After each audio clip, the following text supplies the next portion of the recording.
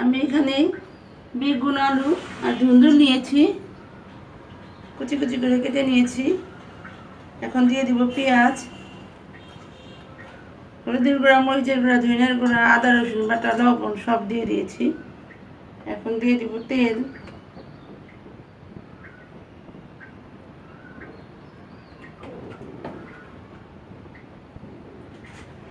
আজকে আমি এই ছোটো মাছের চচ্চড়ি করব হাতে মেখে নিয়ে। এখন আমি সবগুলোকে একসাথে ভালো করে চটকে চটকে মেখে নেব।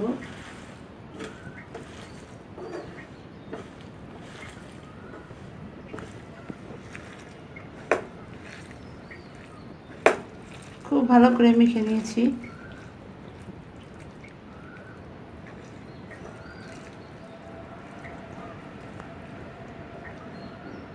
এখন আমি মাছগুলো দিয়ে আবার মেখে নেব।